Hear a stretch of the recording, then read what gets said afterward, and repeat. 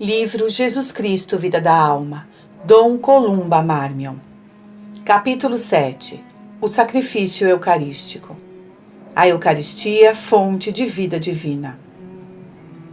Em todas as páginas que precedem, procurei mostrar-vos como Deus quer que participemos da sua vida. Como a graça de Jesus Cristo, tornando-nos filhos de Deus, é o princípio da vida divina em nós. O batismo deu-nos esta graça. É a aurora da vida sobrenatural, o rio divino das graças no seu princípio. Há obstáculos que se opõem à expansão dessa vida, ao livre curso deste rio. Já vos disse como afastá-los. Finalmente, nas duas últimas conferências, mostrei-vos quais as leis gerais que fixam a permanência dessa vida nas nossas almas e o meio de a aumentar, que é em permanecermos unidos a Jesus Cristo pela graça santificante e referir cada uma das nossas ações à glória do Pai com uma intenção pura e um movimento intenso de caridade.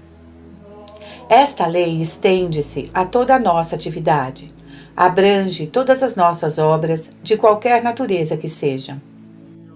Quando uma alma se compenetrou da grandeza dessa vida, quando compreendeu bem que o princípio dela está na união com Jesus Cristo, pela fé e pela caridade, aspira à perfeição desta união e procura a plenitude dessa vida que deve, segundo o pensamento eterno, possuir em si. Seria apenas um sonho esta união? Pergunta a alma a si mesma. Não, não é um sonho. Ela pode e deve tornar-se uma realidade, por mais sublime que seja. O que parece impossível aos homens é fácil a Deus. Com efeito, é verdade que todos os esforços da natureza humana, abandonada a si mesma, longe de Jesus Cristo, não nos podem fazer dar um só passo para a realização dessa união, para o nascimento e desenvolvimento da vida que essa união cria. Só Deus nos dá o germe e o crescimento dessa vida. Cuidamos da planta, regamo-la, é necessário, é indispensável, de São Paulo. Mas os frutos de vida só são devidos à seiva da graça que Deus faz subir em nós. Deus dá-nos meios incomparáveis para fomentar em nós essa seiva. Porque se o nosso Deus é a bondade infinita e soberanamente eficaz, que quer fazer-nos participar da sua natureza e da sua felicidade, é também a sabedoria eterna, que proporciona os meios ao fim, com uma força que só tem de igual a doçura com que opera.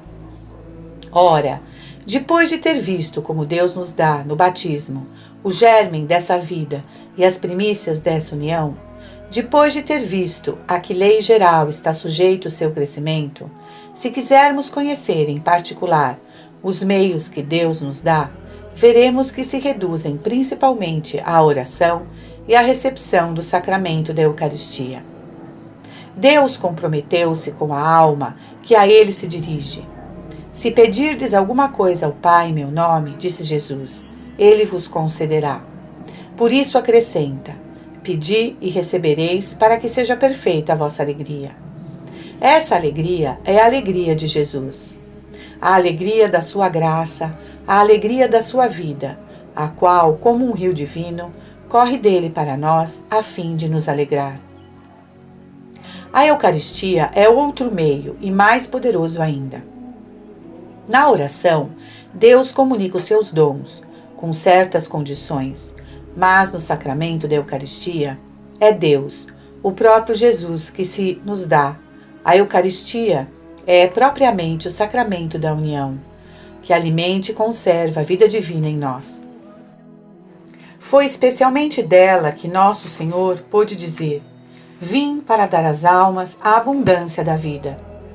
Recebendo Jesus na comunhão, unirmo-nos à própria vida.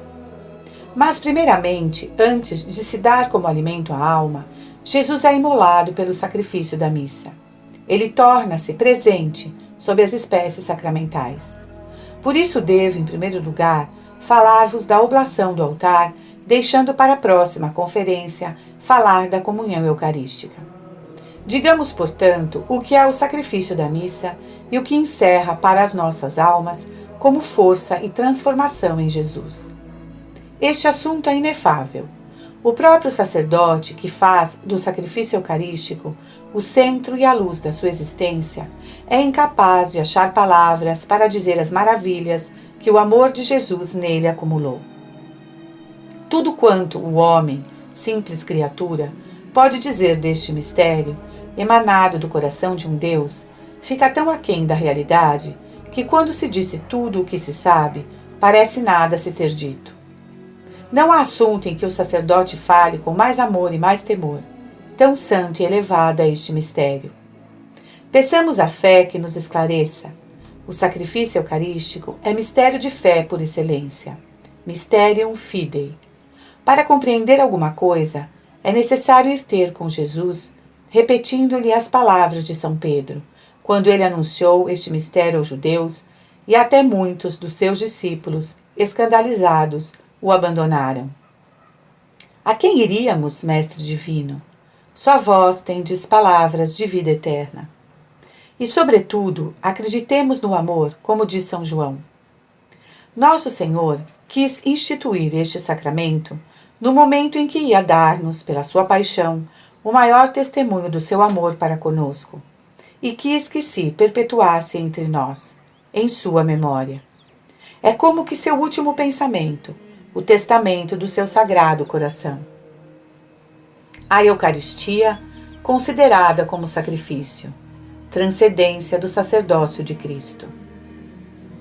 Como sabeis, o Concílio de Trento definiu a missa, um verdadeiro sacrifício, que lembra e renova a imolação de Jesus Cristo no Calvário. A missa é oferecida como um verdadeiro sacrifício propriamente dito.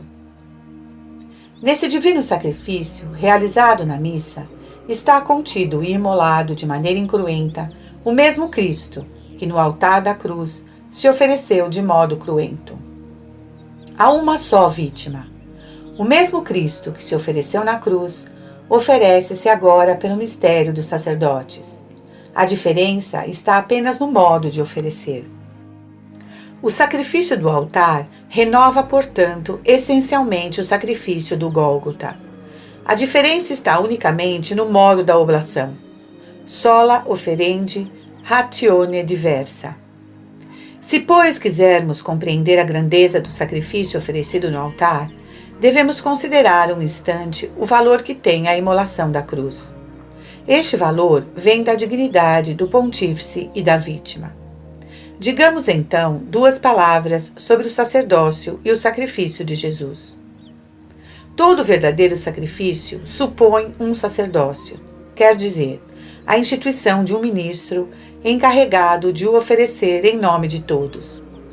Na lei judaica, o sacerdote era escolhido por Deus na tribo de Arão e consagrado ao serviço do templo por uma unção especial. Mas, em Jesus Cristo, o sacerdócio é transcendente. A unção que o sagra Pontífice Supremo é inteiramente singular. É aquela graça de união que, no momento da encarnação, une a pessoa do Verbo à humanidade por ele escolhida. O Verbo encarnado é Cristo, que significa ungido, não por uma unção exterior, como a que servia para sagrar os reis, os profetas e os sacerdotes do Antigo Testamento, mas pela divindade, que se derrama na humanidade, diz o salmista, como um óleo de alegria. Foi pela graça que o fez homem-Deus, Filho de Deus, e no momento mesmo desta união, que Jesus foi ungido, sagrado, constituído sacerdote e pontífice, isto é, mediador entre Deus e os homens, e foi seu Pai que o constituiu assim pontífice supremo. Ouviu o que diz São Paulo. Jesus Cristo não se gloriou a si mesmo para se fazer pontífice, mas aquele que lhe disse, no dia da encarnação, Tu és meu filho, eu hoje te gerei. Esse foi que o chamou para o constituir sacerdote do Altíssimo. Portanto, é por ser o próprio Filho de Deus que Jesus Cristo poderá oferecer o único sacrifício digno de Deus. E ouvindo o Pai Eterno confirmar, por juramento, essa condição e dignidade de pontífice. Jurou o Senhor e não se arrependerá. Tu és sacerdote eternamente, segundo a ordem de Melquisedeque. Por que é Jesus Cristo sacerdote eterno? Porque a união da divindade e da humanidade na encarnação, união que o sagra pontífice, é indissolúvel. Jesus Cristo, diz São Paulo, possui um sacerdócio sem fim, porque permanece para sempre. E este sacerdócio é segundo a ordem, isto é, a semelhança de Melquisedeque. São Paulo lembra este personagem misterioso do Antigo Testamento, que representa pelo seu nome, pela sua oferenda, do pão e do vinho, o sacerdócio e o sacrifício de Jesus Cristo. Melquisedeque significa Rei da Justiça, e a Sagrada Escritura diz-nos que ele era Rei de Salém, o que significa Rei de Paz. Jesus é Rei, sustentou diante de Pilatos, na hora da paixão, a sua realeza. E é Rei de Justiça, pois fará toda a justiça.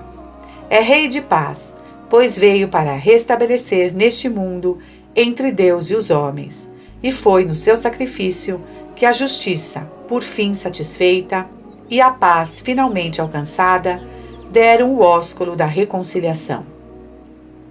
Bem vedes, Jesus, tendo se tornado no momento da encarnação Filho de Deus, é pela encarnação o Pontífice Supremo e Eterno, o mediador soberano entre os homens e seu Pai. É o Cristo, o Pontífice por excelência. Unxit te Deus, prae consortibus tuis. E por isso o seu sacrifício tem, como o seu sacerdócio, um caráter de perfeição única e de valor infinito. Natureza do sacrifício.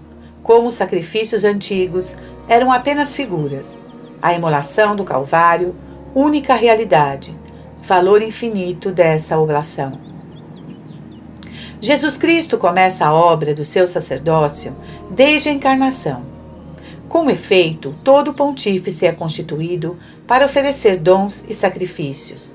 Era por isso necessário que Jesus Cristo, Pontífice Supremo, tivesse também qualquer coisa a oferecer. E que irá dele oferecer? Qual será a matéria do sacrifício? Vejamos o que se oferecia antes dele. O sacrifício pertence à própria essência da religião. É tão antigo quanto ela. Desde que existem criaturas, é lógico que reconheçam a soberania divina. É este um dos elementos da virtude de religião, a qual é uma forma de virtude de justiça. Deus é o ser subsistente por si mesmo. Contém em si mesmo toda a razão de ser da sua existência. Ele é o ser necessário, independentemente de qualquer outro, ao passo que a essência da criatura é depender de Deus. Para que ela exista, para que seja tirada do nada e conservada na existência, para que possa desenvolver a sua atividade, é preciso o concurso de Deus. Para estar, portanto, na verdade da sua natureza, a criatura deve confessar e reconhecer essa dependência, e esta confissão, este reconhecimento, é a adoração. Adorar é reconhecer a soberania de Deus pelo próprio abaixamento. Para dizer a verdade, o nosso abaixamento na presença de Deus deve ir até ao aniquilamento. Seria então a homenagem suprema, posto que não pudesse confessar com verdade suficiente a nossa condição de pura criatura e a transcendência infinita do ser divino. Mas como Deus nos deu a existência, não temos o direito de nos destruirmos pela imolação de nós mesmos, pelo sacrifício da nossa vida. O homem põe então em seu lugar criaturas, principalmente aquelas que servem para o seu sustento, como o pão e o vinho, os frutos e os animais. Pela oferta, imolação ou destruição destas coisas, o homem reconhece a infinita majestade do ente supremo. É isto o sacrifício. Depois do pecado, juntou-se o caráter expiatório às outras noções do sacrifício. Os primeiros homens ofereciam frutos e imolavam o melhor que tinham em seus rebanhos, provando assim que Deus era o Senhor soberano de todas as coisas.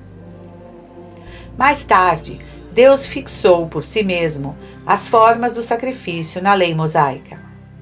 Havia em primeiro lugar os holocaustos, sacrifícios de adoração.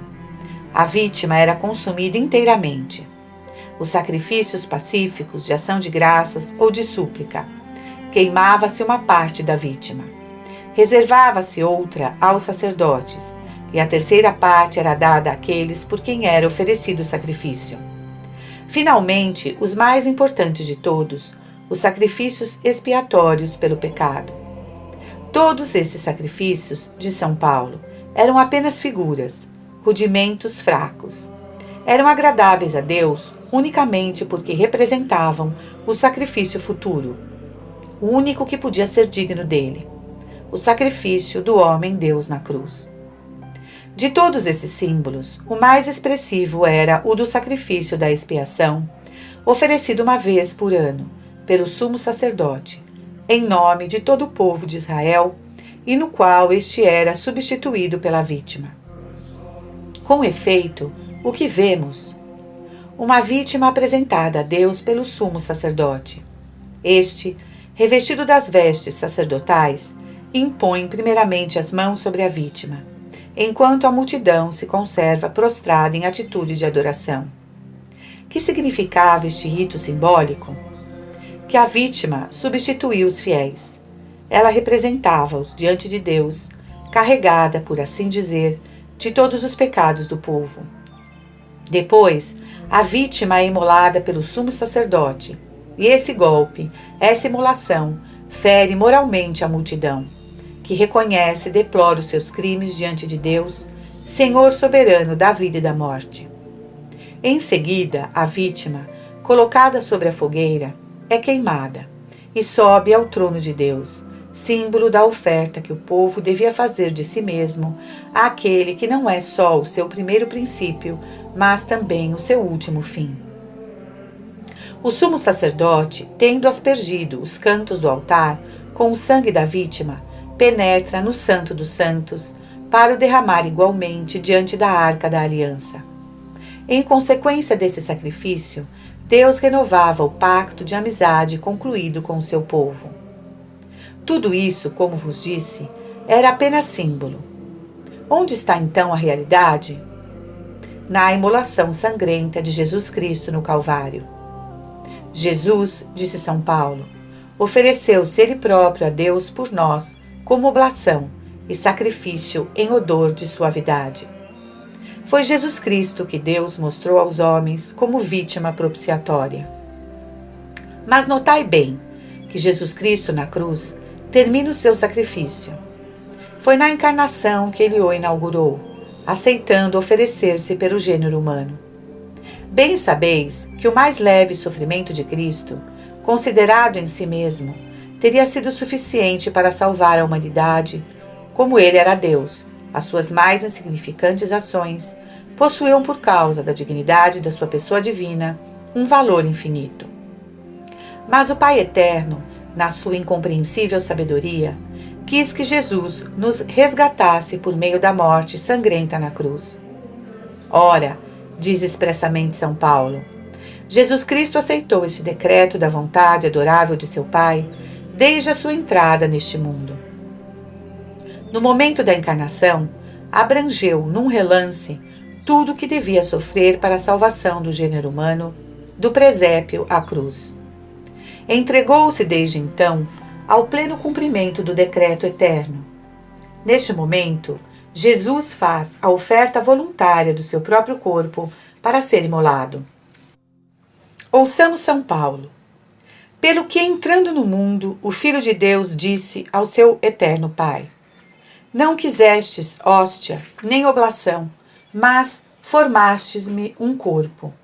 Os holocaustos pelo pecado não vos agradaram. Então eu disse: Eis que venho, ó Deus, para fazer a vossa vontade.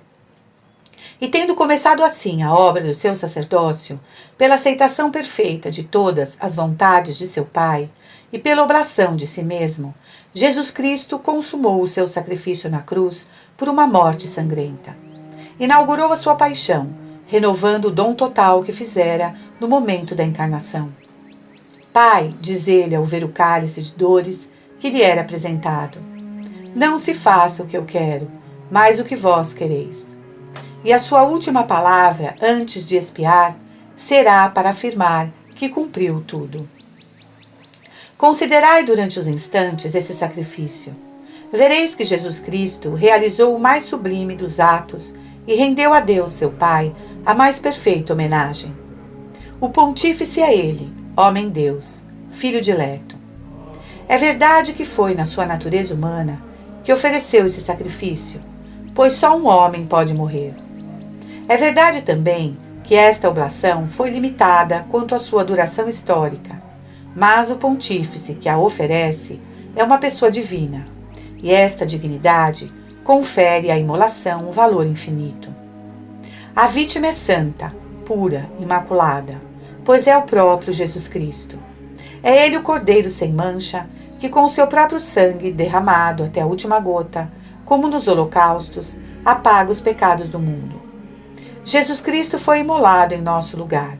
Substituiu-nos, carregado com todas as nossas iniquidades, tornou-se vítima por nossos pecados. Jesus Cristo, enfim, aceitou e ofereceu esse sacrifício com uma liberdade cheia de amor. Só lhe tiraram uma vida porque ele o quis, e isso unicamente porque amava seu Pai. Por isso esta imolação de um Deus, imolação voluntária e cheia de amor, operou a salvação do gênero humano.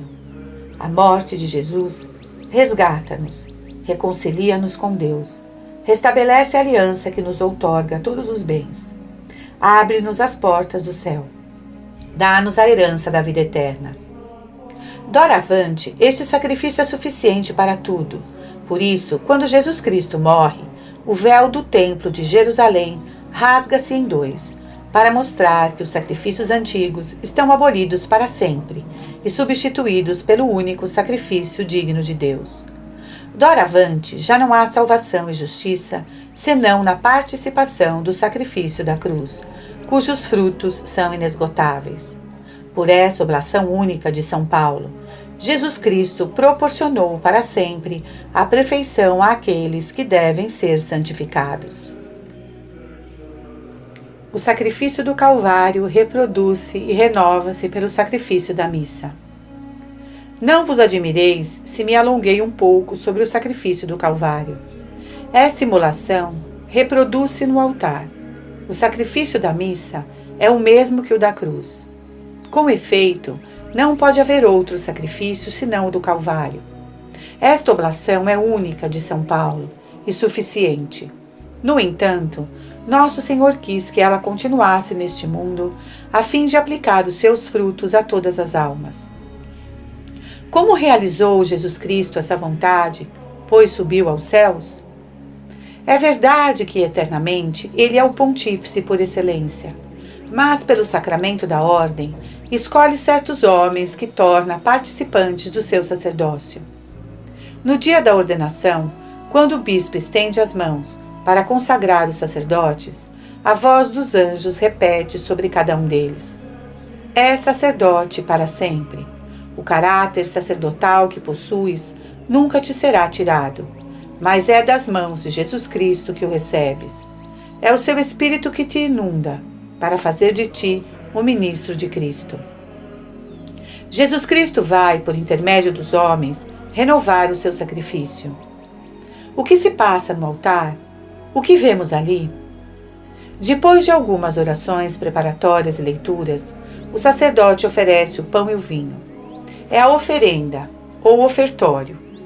Estes elementos serão depois transformados no corpo e no sangue de Nosso Senhor. Em seguida, o sacerdote convida os fiéis e os espíritos celestes a rodear o altar que se vai tornar um novo Calvário, a acompanhar a ação santa com seus louvores e homenagens. Depois disto, entra silenciosamente em comunicação mais íntima com Deus. Chega o momento da consagração. Estende as mãos sobre as ofertas, como fazia outrora o sumo sacerdote sobre a vítima a imolar. Recorda todos os gestos e palavras de Jesus na última ceia, quando instituiu este sacrifício. Na noite em que ia ser entregue, depois, identificando-se com Cristo, pronuncia as palavras rituais: isto é o meu corpo. Este é o meu sangue. Estas palavras operam a transformação do pão e do vinho no corpo e no sangue de Jesus Cristo. Por sua expressa vontade e formal instituição, Jesus Cristo fica presente, real e substancialmente, com a sua divindade e humanidade sob as espécies que permanecem e o ocultam aos nossos olhos. Mas, como sabeis, a eficácia desta fórmula é mais extensa. Por estas palavras fica completo o sacrifício. Em virtude das palavras, isto é o meu corpo, Jesus Cristo, por intermédio do sacerdote, põe a sua carne sob as espécies do pão. Por estas palavras, este é o meu sangue, põe o seu sangue sob as espécies do vinho. Separa assim, misticamente, a sua carne e o seu sangue, que na cruz foram fisicamente separados, e cuja separação lhe causou a morte. Depois da sua ressurreição, Jesus já não pode morrer. A separação do seu corpo e do seu sangue, que se faz no altar, é mística. O mesmo Cristo que foi imolado na cruz é imolado no altar, posto que de modo diferente. E esta imolação, acompanhada da oblação, constitui um verdadeiro sacrifício. A comunhão termina o sacrifício. É o último ato importante da missa, o rito da manducação. Da vítima, acaba de exprimir a ideia da substituição e principalmente de aliança que se encontra em qualquer sacrifício. Unindo-se tão intimamente à vítima que lhe foi substituída, o homem imola-se, por assim dizer, ainda mais, tendo-se a hóstia tornado uma coisa santa e sagrada. Ao comê-la, ele faz a sua, em certo modo, a virtude divina que resulta desta consagração. Na missa, a vítima é o próprio Jesus Cristo, homem-Deus, por isso a comunhão é o ato por excelência de união com a divindade. É a melhor e mais íntima participação desses frutos de aliança e de vida divina que nos vem da imolação de Jesus Cristo. Assim, pois, a missa não é apenas a simples representação do sacrifício da cruz. Não tem somente o valor de simples lembrança. É um verdadeiro sacrifício, o mesmo que o do Calvário, que reproduz e continua, cujos frutos aplica. Frutos inesgotáveis do sacrifício do altar. Tributo de adoração perfeita. Sacrifício de propiciação plena. Única ação de graças digna de Deus. Sacrifício de poderosa impetração. Os frutos da missa são inesgotáveis, porque são os próprios frutos do sacrifício da cruz. É o mesmo Jesus que se oferece por nós a seu Pai. Sem dúvida, depois da sua ressurreição, já não pode merecer, mas oferece os merecimentos infinitos obtidos pela sua paixão. Os merecimentos e as satisfações de Jesus conservam sempre o seu valor. Assim como Jesus conserva para sempre, com seu caráter de Pontífice Supremo e Mediador Universal, a realidade divina do seu sacerdócio. Ora, depois dos sacramentos, é na missa, diz o Santo Concílio de Trento, que são particularmente aplicados esses merecimentos e com mais plenitude. É por isso que todos os sacerdotes oferecem cada missa, não somente por si, mas por todos aqueles que assistem, por todos os fiéis, vivos e defuntos. Tão infinitos e extensos são os frutos deste sacrifício, tão sublime é a glória que dele redunda para Deus. Portanto, quando sentimos desejo de reconhecer a infinita grandeza de Deus e de lhe oferecer, apesar da nossa pobreza de criaturas, um tributo que seja agradável à sua majestade, uma homenagem nossa que seja certamente aceite, ofereçamos o santo sacrifício. Ou então assistamos a ele e apresentemos a Deus a divina vítima. O Pai Eterno recebe dela, como no Calvário, uma homenagem de valor infinito, perfeitamente digna das suas inefáveis perfeições.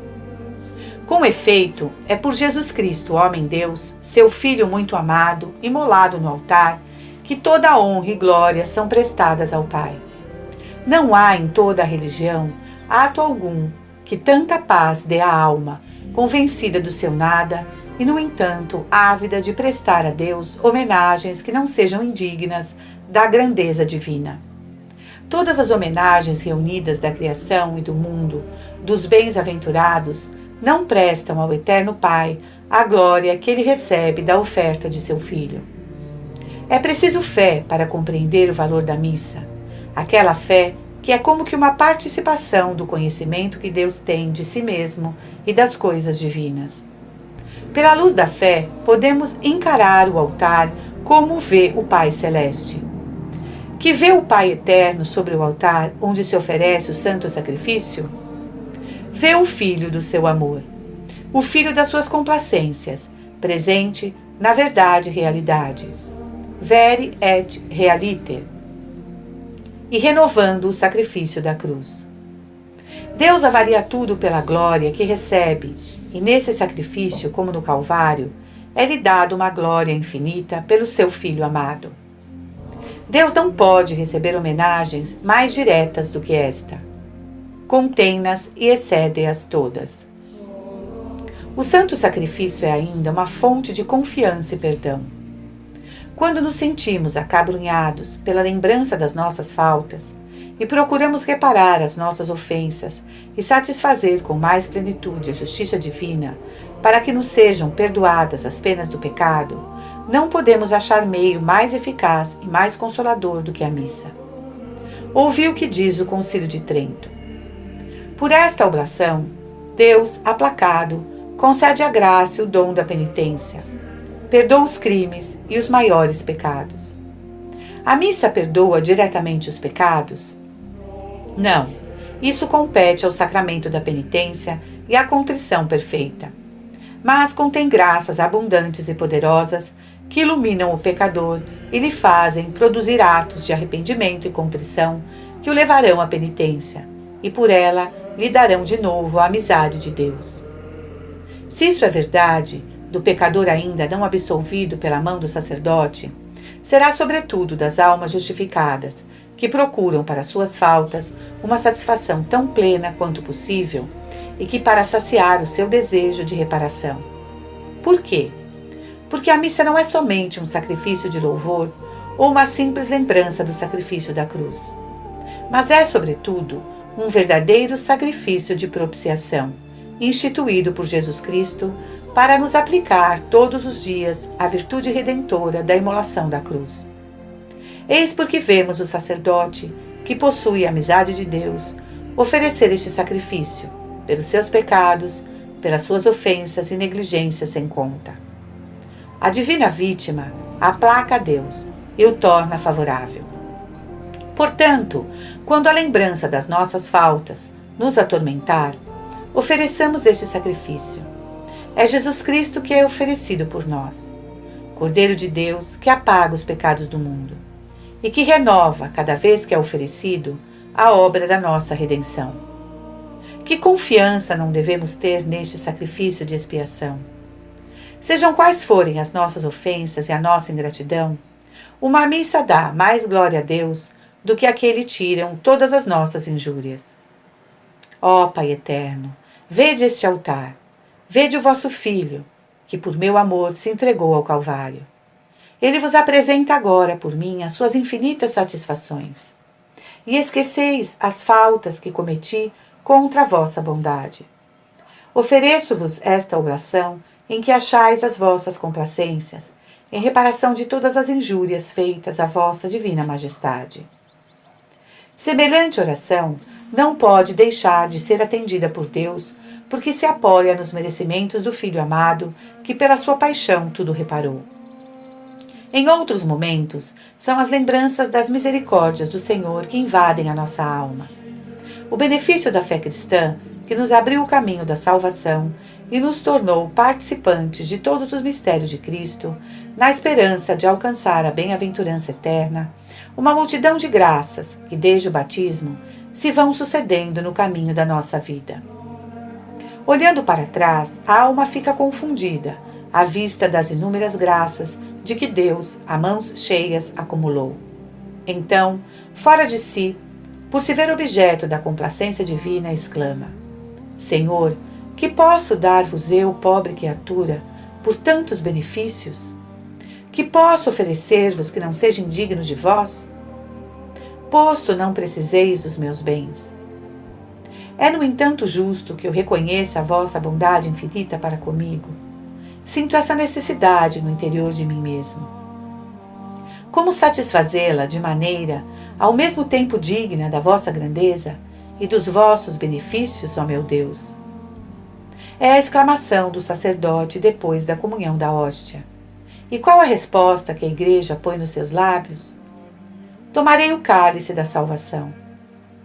A missa é a ação de graças por excelência, a mais perfeita, a mais agradável que podemos dar a Deus. O Evangelho diz que Nosso Senhor, antes de instituir este sacrifício, deu graças ao Pai.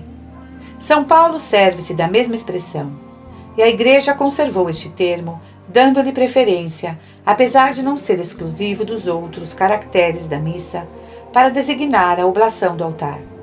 O sacrifício eucarístico, isto é, sacrifício de ação de graças. Como vemos em todas as missas, depois do ofertório e antes da consagração, o sacerdote, a exemplo de Jesus, entoa um cântico de ação de graças. É verdadeiramente digno e justo, conveniente e salutar, ó Senhor Santo, Deus Todo-Poderoso, dar-vos graças, sempre e em todo lugar, por Jesus Cristo nosso Senhor. Depois imola a Santa Vítima. É ela que agradece por nós, que reconhece igualmente, pois Jesus é Deus, todos os benefícios que nos foram enviados do alto, do seio do Pai das Luzes. Eles vieram-nos por Jesus Cristo, e por Ele também toda a gratidão da alma sobe de novo ao trono de Deus. Enfim, a missa é um sacrifício de impetração. A nossa indigência é enorme. Precisamos sempre de luz, de força, de consolação. Na missa acharemos esses auxílios. Com efeito, ali está aquele que disse: Eu sou a luz do mundo. Eu sou o caminho, a verdade e a vida. Vinde a mim vós todos que sofreis, e eu vos aliviarei. Se alguém vem a mim, eu não o rejeitarei. É o mesmo Jesus que passou por toda parte fazendo bem, que perdoou a samaritana e a Madalena e ao bom ladrão na cruz, que livrava os possessos, curava os doentes, dava vista aos cegos e movimento aos paralíticos. O mesmo Jesus que deixou São João pousar a cabeça sobre o seu sagrado coração. Mas notai bem, ele está ali, no altar, por um título especial. Está ali como vítima santa que se oferece nesse momento a seu Pai e se oferece por nós. Está ali imolado, mas vivo e intercedendo por nós. Oferece as suas infinitas satisfações para nos obter as graças de vida que nos são necessárias. Apoia com seus merecimentos os nossos pedidos, as nossas súplicas. Não temos nenhum momento mais favorável do que este para obter as graças de que necessitamos. O altar em que Jesus Cristo se oferece e se mola é, na verdade, como diz São Paulo, falando justamente do Pontífice excelente que por nós penetrou nos céus e que está cheio de compaixão para com aqueles que se digna chamar seus irmãos. O altar é o trono da graça, do qual nos devemos aproximar cheios de confiança para conseguirmos misericórdia e alcançarmos graça e sermos socorridos oportunamente. Notai essas palavras de São Paulo: cum fiducia, com confiança. É a condição para ser atendido. Devemos oferecer o sacrifício, assistir a ele com fé e confiança. Esse sacrifício não atua em nós como sacramentos, ex opere operato. Os seus frutos são inesgotáveis, mas dependem, em grande parte, das nossas disposições interiores. Há para nós, em cada missa, possibilidades infinitas de perfeição e santidade, mas as graças que recebemos medem-se pela nossa fé e amor.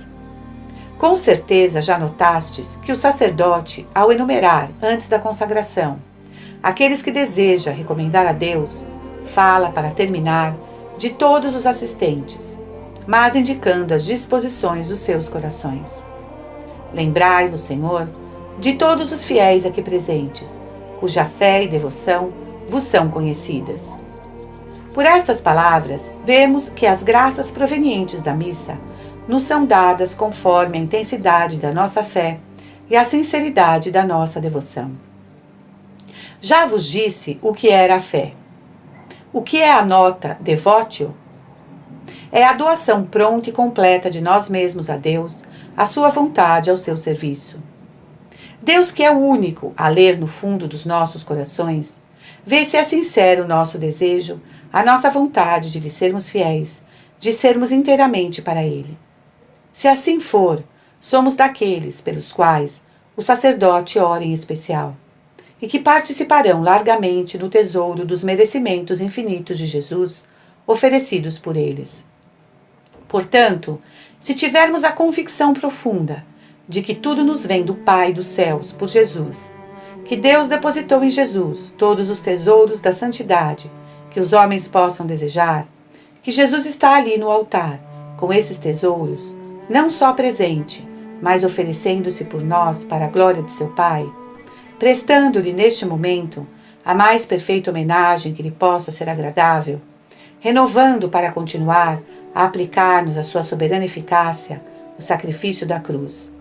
Se tivermos, digo, esta convicção profunda, não há graça que não possamos pedir e obter. Porque nesse momento é como se estivéssemos com a Santíssima Virgem, São João e a Madalena ao pé da cruz, na própria fonte de toda a salvação e de toda a redenção. Oh, se conhecêssemos o dom de Deus, se soubéssemos que tesouros podemos colher para nós mesmos, para toda a Igreja. Participação íntima da oblação do altar pela identificação de nós mesmos com Cristo, Pontífice e Vítima.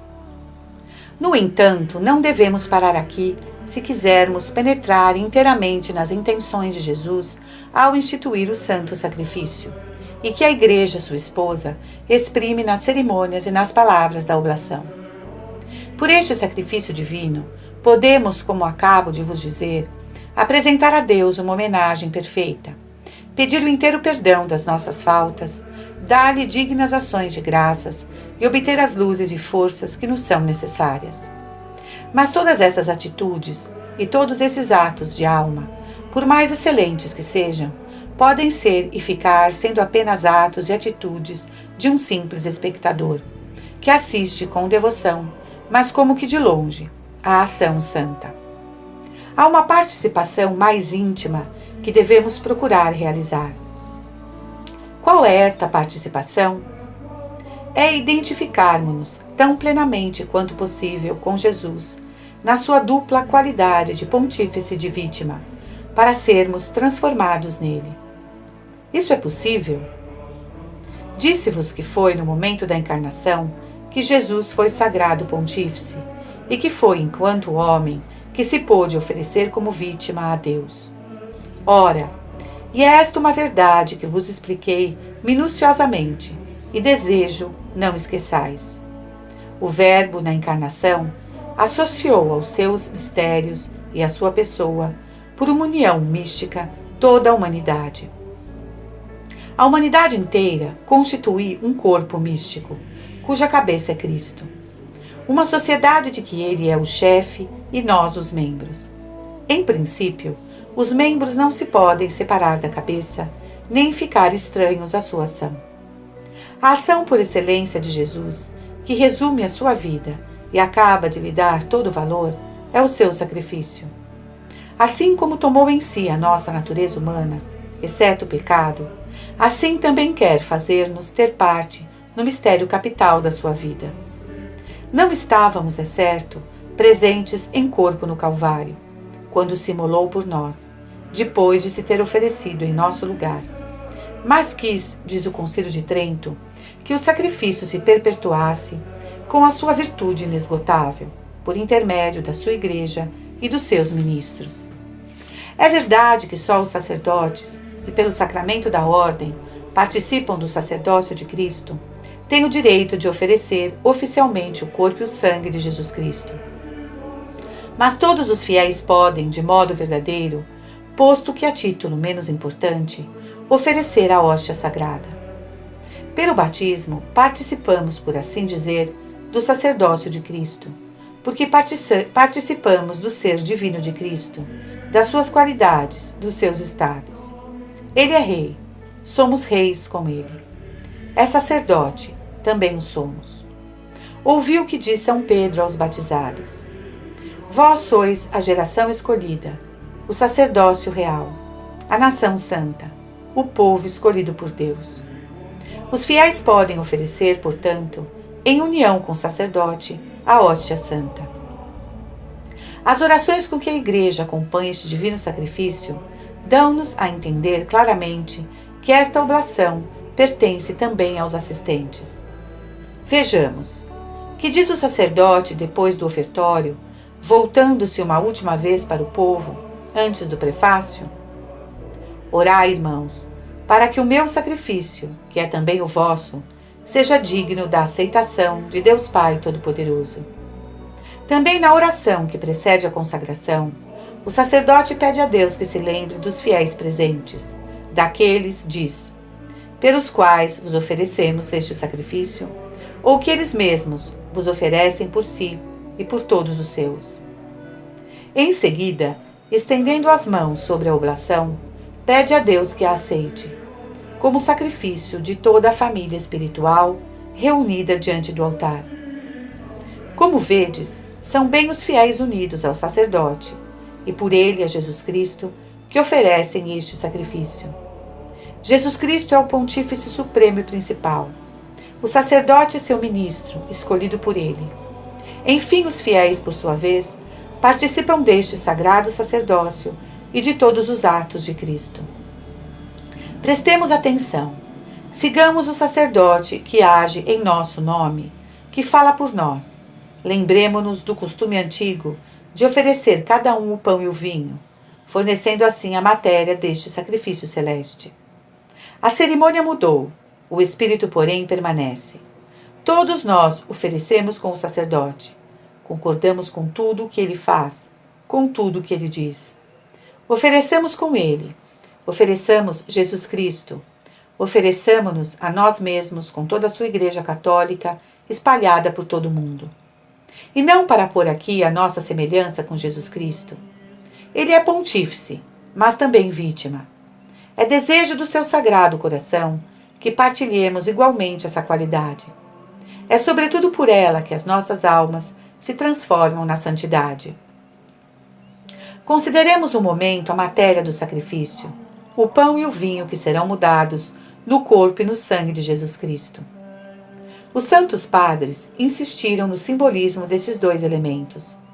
O pão é formado de grãos de trigo, triturados e unidos para formar uma só substância. O vinho de bagos de uva, unidos e esmagados de modo que deles corra uma única bebida. É a imagem da união dos fiéis com Cristo e de todos os fiéis entre si. No rito grego, a união dos fiéis com Cristo no seu sacrifício é indicada com toda a vivacidade das concepções orientais. No princípio da missa, o sacerdote, com uma lanceta de ouro, divide o pão em numerosos fragmentos, indicando a cada um deles, por uma oração especial, a missão de representar os personagens ou a categoria de personagens em cuja honra ou pelos quais o sacrifício vai ser oferecido. O primeiro fragmento representa Jesus Cristo, outro a Virgem Corredentora, outros os apóstolos, os mártires, as virgens, o santo do dia, todo o cortejo da Igreja triunfante. Seguem-se os fragmentos reservados à Igreja padecente e à Igreja militante. Soberano Pontífice, bispos, fiéis presentes. Terminada esta cerimônia, o sacerdote depõe todos os fragmentos na patena e oferece-os a Deus, pois estão logo transformados todos no corpo de Jesus Cristo. Essa cerimônia mostra como deve ser grande a nossa união com Jesus Cristo no seu sacrifício. A liturgia latina é mais sóbria, mas não menos formal. Possui uma cerimônia das mais antigas que o sacerdote não pode emitir sem cometer falta grave e que mostra bem como devemos ser inseparáveis de Cristo na sua imolação. No momento do ofertório, o sacerdote deita um pouco de água no cálice, que já contém o vinho. que significa essa cerimônia? Explica-se pela oração que a acompanha. Ó Deus, que formastes o homem num estado tão nobre e pela encarnação mais prodigiosamente o reformastes, concedei-nos pelo mistério desta água e deste vinho, sejamos participantes da divindade daquele Senhor que se dignou revestir-se da nossa humanidade, Jesus Cristo, vosso Filho e Senhor nosso, que convosco vive e reina na unidade do Espírito Santo, Deus por todos os séculos dos séculos. Depois o sacerdote oferece o cálice para que seja aceite por Deus, in odorem suavitatis. Assim, pois, o mistério simbolizado por esta mistura da água com o vinho é primeiramente a união em Jesus Cristo da divindade com a humanidade. Deste mistério deriva outro, indicado também na oração. A nossa união com Jesus Cristo no seu sacrifício. O vinho representa Jesus Cristo. A água representa o povo, como já o disse São João no Apocalipse, e o Concílio de Trento confirma. Devemos estar unidos com Cristo na sua imolação, oferecer-nos com Ele. Toma-nos então consigo, imola-nos, leva-nos à presença do Pai. In odorem suavitatis. Somos nós mesmos que devemos nos oferecer com Jesus Cristo. Se os fiéis pelo batismo participam do sacerdócio de Cristo, diz São Pedro, a fim de oferecer sacrifícios espirituais agradáveis a Deus por Jesus Cristo. Tanto isto é verdade, que em mais de uma oração, depois da oblação que acaba de fazer a Deus, enquanto não vem o momento da consagração, a Igreja indica esta união do nosso sacrifício com o do seu esposo. Dignai-vos, Senhor, diz ela, santificar estes dons, e aceitando a oferta desta hoste espiritual, fazei de nós mesmos uma oblação eterna à vossa glória, por Jesus Cristo, nosso Senhor.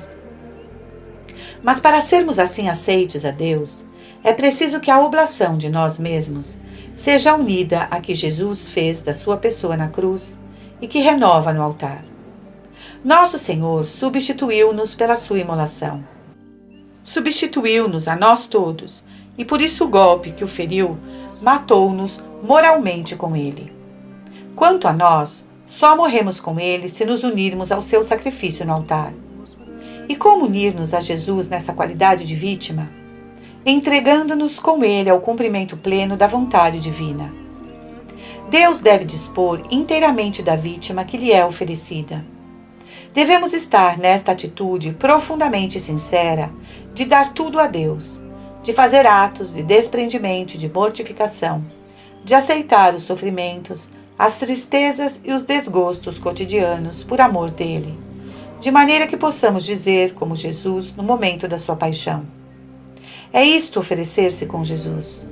Quando oferecemos ao Pai Eterno, seu Divino Filho, e nos oferecemos a nós mesmos com a hóstia santa, nas mesmas disposições que animavam o Sagrado Coração de Jesus na cruz.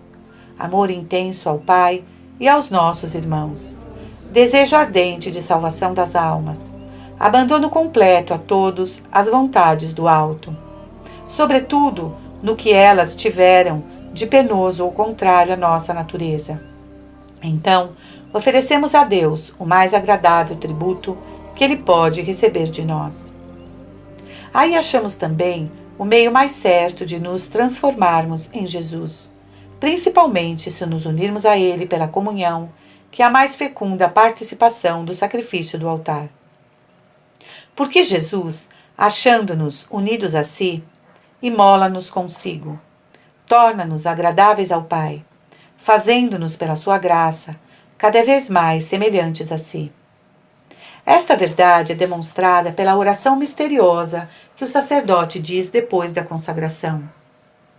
Ó Deus onipotente, nós vos suplicamos com humildade profunda, vos digneis mandar que estas nossas ofertas sejam levadas, pela mão do vosso santo anjo, até o vosso altar sublime, à presença da vossa divina majestade, para que todos os que, participando deste altar, recebermos o sacrossanto corpo e sangue do vosso Filho, sejamos cheios de toda a bênção e graça celestial. É, portanto, excelente modo de assistir ao santo sacrifício, seguir com os olhos, o espírito e o coração, quanto se passa no altar, e associar-se às orações que a Igreja põe neste momento tão santo nos lábios dos seus ministros. Quando com profunda reverência, fé viva, amor ardente e verdadeira contrição dos nossos pecados, nos unimos assim a Jesus Cristo, pontífice e vítima do seu sacrifício. Cristo que vive em nós, toma em seu coração todas as nossas intenções e apresenta por nós a seu Pai uma adoração perfeita, uma satisfação plena. Dá-lhe dignas ações de graças, e sua oração é toda poderosa. Todos esses atos do Pontífice Eterno, que renova no altar a sua imolação do Calvário, tornam-se nossos. Ao mesmo tempo que damos a Deus, por Jesus Cristo, toda a honra e glória, omnis honor et gloria, abundantes graças de luz e de vida são derramadas sobre nós e toda a Igreja. Com efeito, cada missa contém todos os frutos do sacrifício da cruz. Mas é preciso, para colhê-los, que a nossa alma entre nas disposições de Jesus no momento em que ia oferecer-se ao Calvário, quando penetramos nos sentimentos do coração de Jesus. O Pontífice Eterno introduz-nos consigo no Santo dos Santos, diante do trono da majestade divina, na própria fonte de toda a graça, de toda a vida, de toda a felicidade. Se conhecesseis o dom de Deus.